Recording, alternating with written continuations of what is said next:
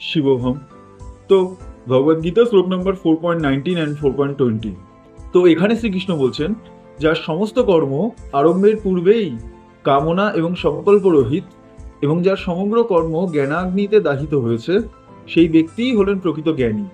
এবং যিনি কর্ম এবং ফল দুয়েরই আসক্তির পরিত্যাগ করে কারো আশ্রয় গ্রহণ না করে সদাই তৃপ্ত থাকেন, তিনি কর্ম করলেও সেই কর্মের মধ্যে লিপ্ত থাকেন না।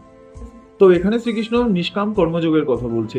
যে ব্যক্তির মাধ্যমে কর্ম সম্পাদিত হয়, ব্যক্তি কিছু করেন না, সেই কর্ম যখন সম্পাদিত হয় তখনও কোনো ছাপ রেখে যায় না, আর ভবিষ্যতে তার যে ফল হয় সেটিও কোনো রকম সুখ বা দুঃখ প্রদান করে না।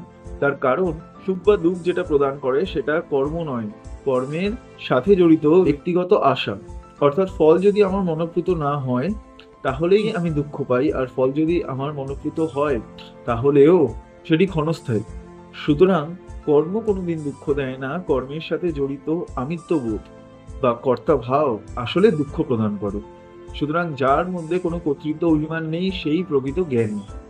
यस्य सर्वे समारंभा काम संकल्प वर्जितः ज्ञानाग्नि दग्ध कर्माणं तमाहुं पंडितं बुधा तद्वा कर्म फलासंगं नित्यतृप्तो निराश्रयो कर्मण्यभिप्रवृत्तोऽपि नैव किंचित् करोति सः।